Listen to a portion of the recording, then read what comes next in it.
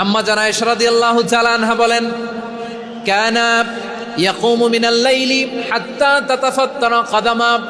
আমার নবী তাহাজ্জুদের যায় নামাজে যখন দাঁড়াতেন, এত লম্বা সময় দাঁড়িয়ে দাঁড়িয়ে তিনি কিয়াম করতেন, কেরাত পড়তেন। দাঁড়িয়ে থাকতে থাকতে থাকতে থাকতে আমার নবীর বরকতপূর্ণ, আমার নবীর মোবারক পা দুটো এইরকম ফুলে যেত। আমার নবীর পাগুলো ফুলে যেত দাঁড়িয়ে থাকতে থাকতে। বিষ্ণু ইসলামের পা ফুলে যেত। আম্মা জান আয়েশা এটা খেয়াল করতেন। খেয়াল করে বলতেন, ইয়া রাসূলুল্লাহ কদ গফারাল্লাহু লাকা মা তাকদ্দামা মিন যামবিকা ওয়া মা তাআখার। ও নবী, নিজের দেহের উপর কেন এত কষ্ট দেন? কেন রাত জেগে এরকম তাহাজ্জুদের জায়নামাজে দাঁড়িয়ে থাকতে থাকতে পা দুটো আপনার ফুলে যায়? কেন কষ্ট করেন? আল্লাহ কি বলে নাই, ও নবী আপনার আগের গুনাহ মাফ, পরের গুনাহ মাফ?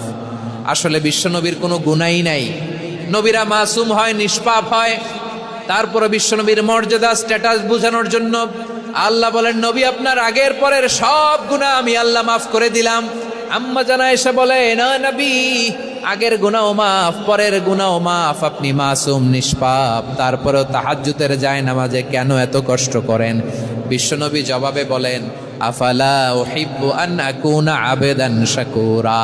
ও আয়েশা, আমি কি শুকরগুজার বান্দা হব না? আমি কি শুকরগুজার হব না? আল্লাহ আমার সব মাফ করে দিছে, ঠিক আছে, আমার গুনাহ নাই, ঠিক আছে, কিন্তু আল্লাহর নাজ নেয়ামত ছাড়া তো এক মুহূর্ত আমার পক্ষে বেঁচে থাকা সম্ভব না।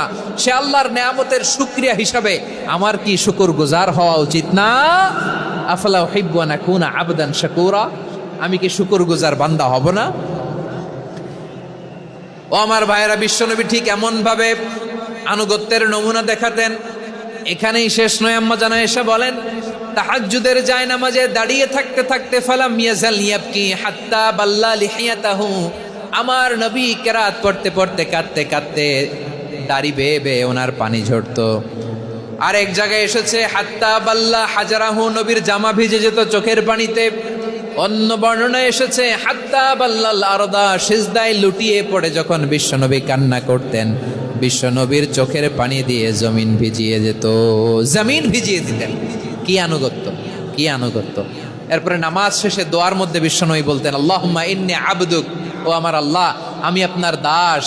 ওয়াবনু আবদিক, দাসের ঘরের দাস। ওয়াবনু আমাতিক, দাসীর ঘরের দাস। সুবহানাল্লাহ, কি বিনয়! দোয়াতে বলতেন, আল্লাহ আমি আপনার দাস। দাসের ঘরের দাস মানে আমার বাবা আব্দুল্লাহ আপনার দাস। দাসীর ঘরের দাস মানে আমার মা আমিনা আপনার দাস। সুবহানাল্লাহ। নাসিয়াতি বিয়াদিক, আমার মাথার চুলের